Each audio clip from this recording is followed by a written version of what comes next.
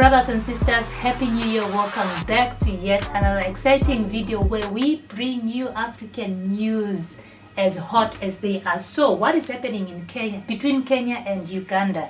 Uganda has taken Kenya to the East African Court. And why is this so? Yeah, let us find out. So Uganda has taken Kenya to the East African Court of Justice after Nairobi denied the neighboring country's government-owned oil marketer a license to operate locally and handle fuel imports headed to Kampala. The Museveni administration filed the case against Kenya on December 28, highlighting the shaky diplomatic ties between the two neighbors and trade partners. So this is what happened. In November, Kenya declined to issue Uganda National Oil Corporation (UNOC) with license to operate as a local oil marketer, prompting Uganda to go to the regional court last month in a bid to compel Kenya to issue the green light. So Kenya, through the Ministry of Energy and the Energy and Petroleum Regulatory Authority, which is EPRA, issued a raft of requirements that UNOC needed to comply with in order to get the license. UNOC found the above requirements an unnecessary hindrance to the implementation of its petroleum policy, as the petroleum products in issue were wholly transit goods not destined for the Republic of Kenya, the Ugandan Attorney General says in the court documents. UNOC says that it complied with the other requirements, such as registering a branch in Kenya, as it raced to ensure that Uganda's deal to directly buy fuel takes off smoothly. So, what do we think about this issue? For me, it's just Kenya trying to be superior. Honestly, it's just not even. Yeah, this started last year when I remember vividly when Uganda decided to ditch the process of fuel, because what Kenya did, Kenya started they were saying G to G, government to government deals on oil, and President Ruto would say that this was cheaper. But Uganda never wanted this. So they took their national, they even ended, you have like agents who do the buying of oil, they bring to the National Oil Corporation, then, but now the National Oil Corporation decided it would be the one that would be going direct to the source. And they will buy, then bring to the country and distribute to other people. And I think Kenya is not very amused about this, because it's kind of taking a chunk of meat from their mouth. But what Uganda was saying, that whatever Kenya is doing is making their oil supply unstable and more expensive. It's like, in fact, they are saying it's like having a third party, because this oil is meant for Uganda. It's in transit. It's like having a transit visa.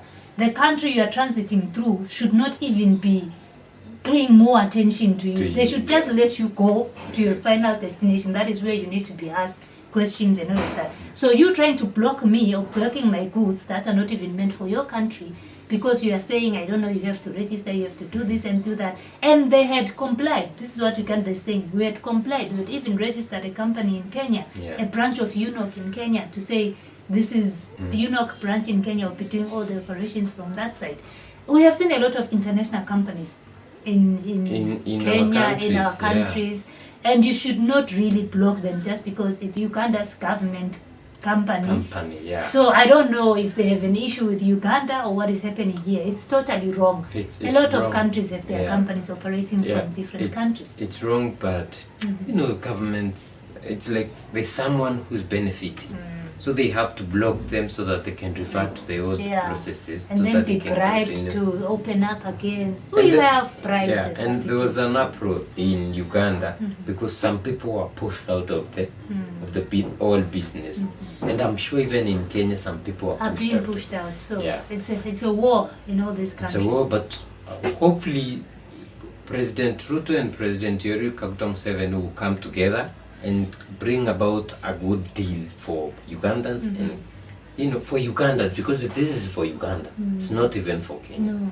In his end of year speech, Museveni was saying he's been hearing, he gets reports from these ministers, and he says that he's been hearing Kenya is trying to block everything that is going to Uganda. So stories of Kenya, for now he doesn't even want to talk about them, because a lot has been happening in Kenya, between Kenya and Uganda. And it's very unfortunate because these are neighbors.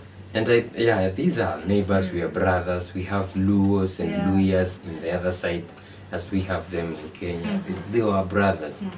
But I think what Museveni will be trying to do is look for another way, especially through TZ. Museveni always does that. He always looks for solutions, and that is what we like about him, because he always says we can do things on our own, we can do things for ourselves. If you are giving us a hard time, there's another one who can give us access. And the relationship between Uganda and Kenya has been so good.